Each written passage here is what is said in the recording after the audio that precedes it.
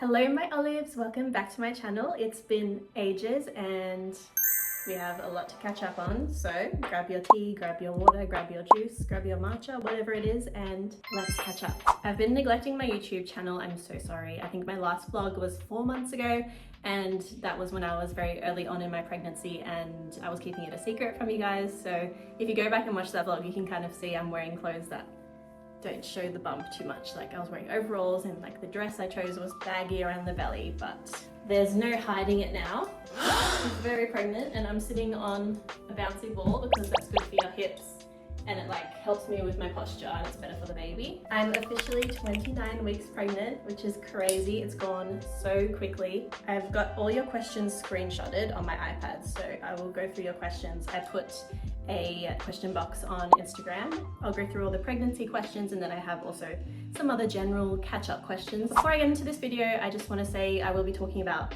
fertility and my pregnancy journey, and I just don't want to trigger or negatively affect anyone. So if you're going through anything to do with fertility or pregnancy, I suggest you don't watch this video just because I don't want to upset anyone. And I know there's a lot of people out there struggling with fertility, so that's just a warning for this video. This video might help anyone that is thinking about trying for a baby and getting pregnant and who has fears about being pregnant and giving birth, because I've had a really positive experience and I used to be that girl that was terrified about being pregnant, giving birth, the whole shebang, and it's honestly been like the most amazing journey and time of my life. First question, are you revealing the gender of your baby? So it's very much in my personality that I would want to know the gender of the baby. I always said before we got pregnant that I would want to know, like I couldn't wait 9 months not knowing. I'm also an organized person, so like I would want to know so that I can buy all the stuff for the nursery and the outfits, but yeah, no, we don't know what he or she is. And that's what Fabian preferred because he loves surprises. And I gave in and I was happy to wait for it to be a surprise because everyone that's done that has told me it's like the best surprise of your life. Yeah, it's really testing my patience, but I know that the surprise of it all will be worth it because we really have no idea. My parents think it's a girl and Fabian's parents think it's a boy. Yeah, our families are kind of split in half. My brother and his girlfriend think it's a boy. And then Fabian's older brother and his wife think it's a girl, so yeah, everyone thinks different, so it's going to be very, very interesting. Fabian and I will be happy with either as long as it's a healthy baby, and yeah, we've like changed our minds heaps of times about whether it's a boy or a girl. So for now we've just bought neutral clothes and the nursery is very neutral, and then when we find out then we can kind of decorate it to the baby. What I find interesting these days is that most people do find out and they share it on social media with like a gender reveal, so obviously we won't be doing that, but it's funny like going to my midwife appointments and scans and stuff and just telling people in general that we don't know the gender, and they're really surprised that we don't know because I think it's just like 99% of people find out the gender these days. Like at lunch today, the lady behind the counter asked me if it's a boy or girl, and we were like, we don't know. And they were like, what, you don't know? Or even like my midwife, because I have a different midwife each appointment. She was like, what, you really don't know? That's so exciting. Like I never meet couples that don't know the gender. But I think for the next baby that we have, I'll definitely find out because I'm not waiting again. I'm not waiting this long again. Comment down below whether you think it's a girl or a boy. It's also funny all the like wives' tales that I get, because some people will be like, oh, you can't tell you're pregnant from the back and that means you're having a girl, and then other people are like, you're carrying quite low so it's a boy, and it's just funny hearing everyone's different opinions, but we will have to wait and see. How did you find out? My period was 2 days late, and so we went down to the shops, bought some pregnancy tests, and I weed on a stick, and that's how I found out. Someone said, first of all, congrats, pregnancy is such an exciting time, but are you scared to give birth? Yes, I think it's natural because it's something I've never done before, and obviously it's gonna be one of the most painful things a human can go through, so obviously that's terrifying, but my attitude towards it has definitely changed. Like pre-pregnancy, I was very like icky about it and I didn't want to think about it or talk about it, whereas now I'm more open-minded and just positive. It's got to happen, so I might as well not spend time being anxious and negative about it. Yeah, I know people that have given birth are probably watching me and rolling their eyes like, girl, you have no idea what you're about to go through, but of course I'm scared. I think that's natural. As long as everything goes smoothly and there's no complications for the baby or I just think it's going to be a very transformative experience as well. I'm going to feel like I can do anything afterwards, you know. Craziest pregnancy craving. I didn't have any weird cravings. Like, I know people that want pickles dipped in peanut butter and really random food combinations. In the first trimester, that was the weirdest time for food in general. Like, I hated meat. I could not eat red meat. Yeah, the smell of meat just made me feel sick. And yeah, I didn't eat a lot in the first trimester because everything, it's just the strangest feeling. And I've spoken about this with other pregnant girls, is like, you're hungry and you really crave something, and then once you get it, you take a bite of it and you're sick of it and you're over it. You only like specific things, but once you actually eat them, it grosses you out. It's so strange. Yeah, I had a lot of food aversions, but I didn't have any weird cravings. I would just crave things that I already liked pre-pregnancy, but really intensely. And there was one night at like 11 p.m. I couldn't go to sleep because all I wanted was orange juice and I think strawberries or fruit. I was like tossing and turning, and luckily Fabian was awake. And I was like, if I don't get juice and fruit right now, I'm not gonna sleep tonight. So he did his husband duties, he's the best, and he like drove down to the shops that were about to close in 5 minutes and got me my juice and fruit. And I slept happily that night. I also had a random craving for spring rolls in the first trimester, so we kept like frozen spring rolls in the freezer, and I basically had spring rolls whenever I didn't feel like anything. I had that for lunch. Just pop them in the oven and I dip them in vinegar and pepper. But that's not weird because I loved spring rolls before I was pregnant. In the first trimester, again, I wanted McChicken meals only for lunch, and I had like a McChicken meal 3 days in a row for lunch. And after that, I was like, okay, I need to stop. This is not healthy. And things that I love right now, or I've loved throughout my whole pregnancy, is definitely orange juice, which I've seen is common for pregnant people, which is interesting. So freshly squeezed orange juice with ice.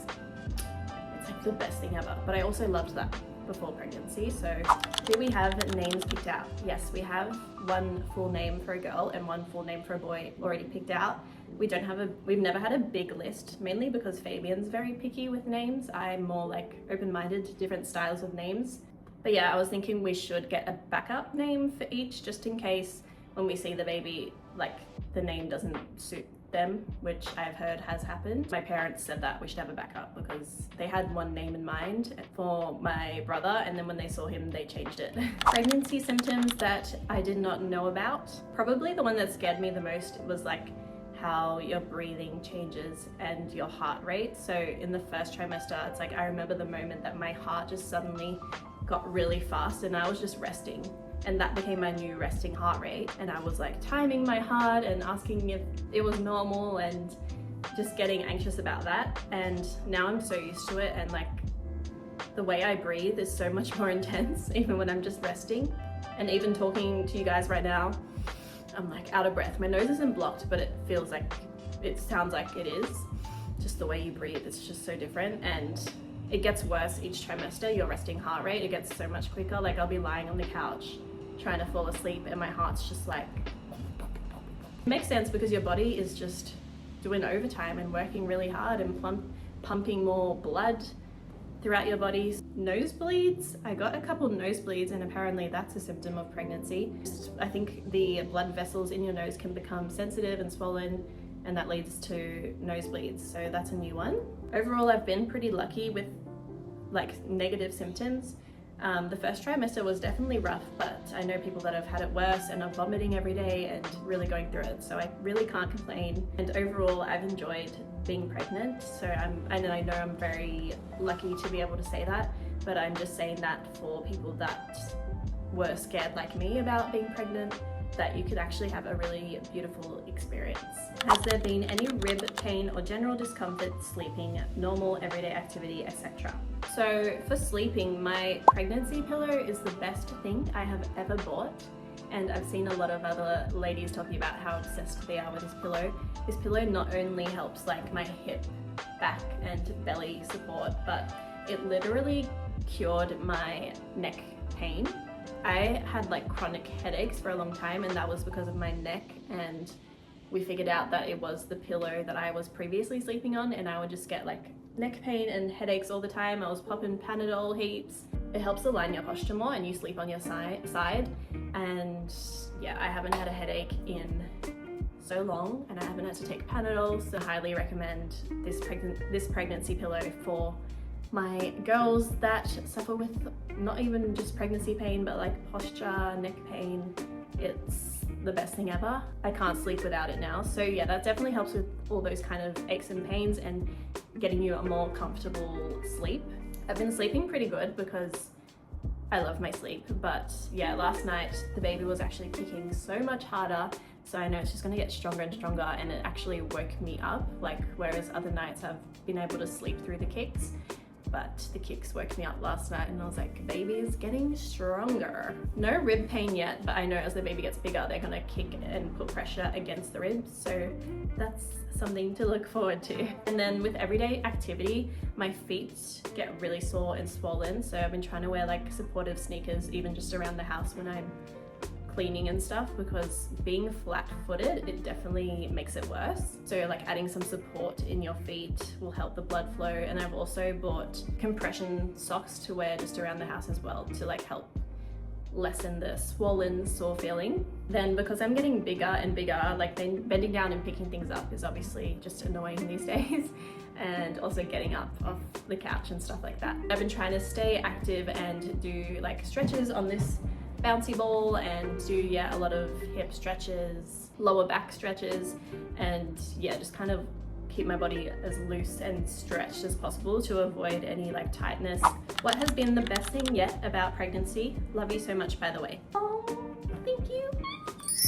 So I think the best thing about being pregnant so far, good question. Probably feeling the baby kick is one of my favorite things, and just like the excitement that it brings to my whole family and Fabian's whole family.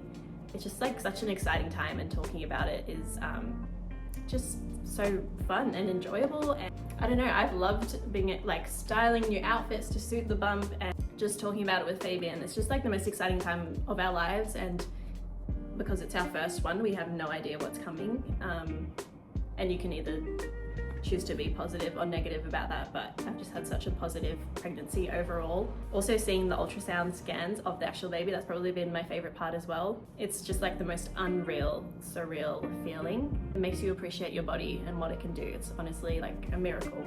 Which prenatals do you take? I'm gonna put a screenshot on the screen. These have just been the ones that I take every day. I haven't been that consistent with it because I've been very forgetful lately.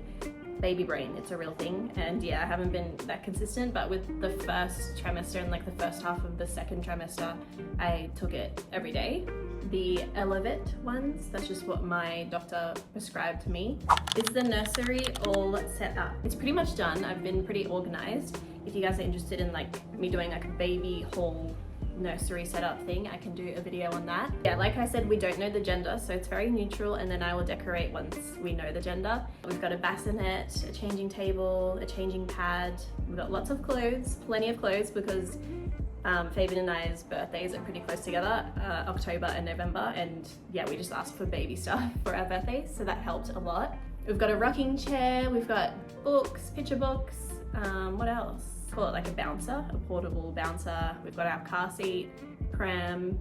We haven't got like a big cot yet, but I think that's not really a rush because I'm planning to have the baby sleep next to me in the small bassinet, which is great. I can wheel it around the house. We've got swaddles. I've got like breastfeeding wraps, and also like a baby carrier. So we've gotten a lot, and then I'm also having a baby shower next month. And I'll have a gift registry for that, where I'll just put other stuff that we haven't gotten yet. It's all very exciting. I'm gonna wrap up the pregnancy questions there. If you have any more, you can leave them down below and I'll reply to you in the comments. I'll go through some just general questions. Asked, how did you get started with Avalo? So I have a little documentary on the Avalo YouTube channel that I did post when we first launched, if you want to learn more about that journey. I started in my last year of university. I had to do a major design project. For context, I have a Bachelor of Visual Design. The major design project I decided to do was the dream that I had in my head, which was to launch my own curly hair care brand. So I based the project off of that and made the packaging and the labels and the website and the logo and everything to do with the visual design of the brand. And that's when I really got to think about it more, what was the purpose of the brand and the products and how I wanted it to look after university when I actually launched it. So that's kind of where it was dreamt up. I was advised from a friend in the hair care industry. She said try find a manufacturer in the US. So I initially formulated products with a manufacturer in the US. We did like Zoom calls each week, and then they would send me samples and I'd give feedback, and we just go back and forth until I thought the samples were perfect. And that was for a cream and a gel. I finished the formulas for the curl cream and curl gel. I was obsessed with them, although they didn't have the fragrance which they do have now, which is amazing and just elevated them that much more. I didn't know what the next step would be for me, like to actually launch the brand, because I didn't have anyone in my life with that kind of experience to mentor me, to guide me, to give me advice. So it was kind of put on pause for a while, also while I was saving up money to launch the brand. A friend in the content creation / hair care industry, Natalie Ann, she referred me to someone that helps people build hair care brands. So I was just lucky to have that contact. And basically I paid that person to be my mentor, to be the middleman between me and the manufacturer and the packaging company and everything to do with the branding of the business. And I worked with that mentor for nearly 2 years, I think, until launch. And then after I launched, I was kind of thrown into the deep end and I had no one. It was just me running the whole business. I learned a lot, and yeah, for the first 8 months of Avalo, it was just me, literally doing everything: customer service, managing stock and forecasting stock and social media marketing and all the content and EDMs and literally everything. That's how I got started. If you have any more questions with that, yeah, leave them down below and I can reply to you there. But now I have one creative brand assistant helping me with Avalo. It's been really exciting to see the business grow. It's a very stressful and it's not an easy thing to do, to run a business, let me tell you. But yeah, if you're starting a business, a product e-commerce business, then I would suggest finding a manufacturer that's going to make your packaging in China, and then just do research online about finding a lab that's going to help you make your formulas. And then you can do everything else yourself for the start, like the logo, you know, the brand visuals, the social media. It's a lot of moving parts, and you have to be able to have time management and be organized with all the different aspects of running a business. It's a lot. Someone asked, how old are you? I am 28. I turned 28 last November. Yeah, so when baby comes, Fabian and I will both be 28. When did you learn to love your curls? I believe it was late 2019 or 2020. I finally decided I'm gonna ditch the straightener and embrace my natural texture. I did try multiple times before that to like let my hair dry naturally and try wear it curly, but it was very damaged and dead and frizzy. That's because of the straightening. If you're straightening every day, it's gonna kill your natural texture and make it just frizzy and unhealthy looking. And yeah, if you scroll right down my Instagram, you'll see the days where my curls were like really frizzy and not ringlets at all. And then compared to now, it's just crazy. And using products like Avalo on my hair, obviously it has improved the texture so much. I decided to ditch all heat. I bought a diffuser from Target. It was like $25, and I just used the cold air setting when drying my natural curls. And I just went to my pharmacy, and I think the first product I bought was Shea Moisture Curl Smoothie, because that's what like all the Australian curly girls were using at the time. There wasn't much on the market. And I started posting about it, and that's also how my content creation job started, and how I started working with different brands and trying out different curly hair care brands from around the world. And yeah, that also led to how I decided I wanted to make my own products, because as much as I loved a lot of different brands, there wasn't one like routine that gave me the best results every single wash day. Like some products I tried, they would be great on one wash day, and then I'd try it a couple weeks later and it wouldn't give me the same defined juicy results. So yeah, if I never went curly, Avalo wouldn't be here. I probably wouldn't have the same job. And yeah, it was like just a pivotal moment in my life. And it's very funny because I was so insecure about my hair, and I hated it so much growing up. So to like embrace something that you hated for so long and were so insecure about for so long is really empowering. I used to like hide my curls from the world, think they were ugly and unruly, and now I'm like loud and proud about my curls, and I tell others to do the same, because something so simple changed my life for the better in so many ways. And listen to your friend or that one person that tells you to stop straightening your hair, because that was Fabian and Nicola for me. Nicola's my long childhood best friend. She was always like, you should leave it curly, it looks so much better curly, stop straightening it. I didn't listen to them, did I? If I missed any of your questions, leave them down below. I'll reply to you in the comments. I'm like out of breath from talking so much. You gotta do these like hip circle ones on the bouncing ball. I sit at my desk like this now and I just do all the different like pelvic floor exercises. I would also get really bad tailbone pain. I don't know if anyone else got this when I was sitting on a hard chair for a long time, so this ball has actually been a lifesaver because I don't get that pain anymore. I hope you guys enjoyed this video and listening to me yap and yap. Let me know what you want to see next on my channel and also on my Instagram and TikTok. I love hearing from you guys, I love talking to you guys, and I appreciate you all so much. Thanks for watching, and I'll see you in my next video. Bye!